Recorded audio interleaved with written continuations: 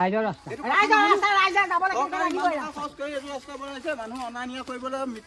মানুহ মৰিলে আনিবলৈ দিবলৈ দিছে শ্মশান খালী বনালৈকে এই ৰাস্তাটো কাৰো নিজৰ নহয় ব্যক্তিগত নহয় এই চব আহিব পাৰিব চব আহিব পাৰিব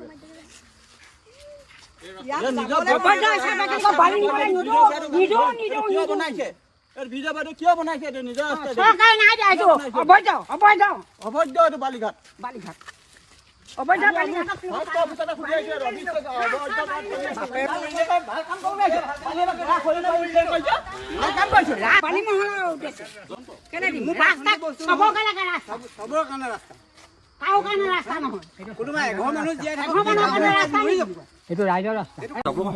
সমস্যাটো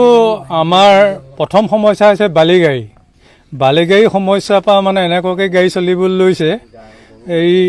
গৰু গাই মৰিছে আৰু ল'ৰা স্কুললৈ নিব সময়ত মানে ল'ৰা ৰৈ দিবলগীয়া হৈছে স্কুল নাপায়গৈ মানে স্কুল কেতিয়াবা ঘূৰি আহিবলগীয়া হয় সেইটো হৈছে আৰু ৰাস্তা বহি গৈছে আৰু আমাৰ ভূমিহীন মানুহ যদি কেনেবাকৈ এচমকা বহি যায় আৰু ৰাস্তা আমাৰ শেষ আৰু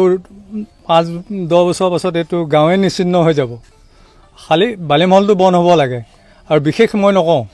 মহলটো বল হ'ব লাগে যিবিলাক বালিঘাট আছে এইবিলাক আপোনালোকে জনামতে চৰকাৰী যিবিলাক অনুমতিপ্ৰাপ্ত বালিঘাট নে এইবিলাক এনেই মন গৈছে খানিছে তেনেকুৱা বালিঘাট এই মন গৈছে খানিছে যেনে লাগিছে ইয়াত আগত বালিঘাট নাছিলে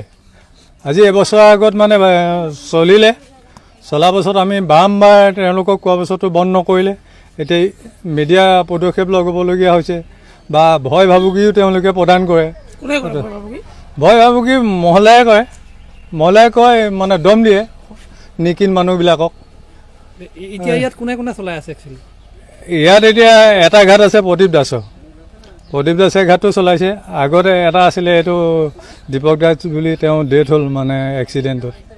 এতিয়া নাই এতিয়া আকৌ নতুনকৈ খুলিবলৈ লৈছে আৰু নাজানো এই দুটা ঘাট বন্ধ হ'লে আমাৰ সমস্যাটো নাইকিয়া হ'ব কেলৈ আমাৰ কেশৱনাথ ফুকন ছাৰৰ ঘৰৰ পৰা চিদানন্দ হাজৰিকাৰ ঘৰলৈকে এইডোখৰত নৈ কিনাৰৰ সমস্যা আছে নদীৰ সমস্যা আছে ৰাস্তাটো দুটা ঘাট আছে নতুনকৈ আকৌ খুলিবলৈ লৈছে ঘাটকেইটা আৰু যদি কেনেবাকৈ খহি যায় তেতিয়া আমাৰ ৰাস্তাই চেচ হৈ যাব এগাল মিয়া আছে আপোনালোকে যাব এতিয়া দেখুৱামগৈ আৰু পাইপ চাইপ দেখুৱাম হেৰি দেখুৱাম আৰু সঁচা কথা ক'বলৈ ভয় নকৰোঁ ওলাই আহিছোঁ মিয়া এতিয়া কেইবাটাও পাৰ্টনাৰ আছে মই সবিশেষ নাজানো মানুহ কেইবাটাও লগ লাগি আছে কিন্তু মিয়া মানুহ ইয়াত 8-10জনমান মানুহ আহি আছেহি আৰু পাইপ মানে হেৰি একদম তেওঁলোকে মানে এইটো মানে কাকো নামানি মানে দেখুৱাইছে মানে আমি এইটো কৰিব পাৰোঁ চাহ তহঁতি কি কৰিবি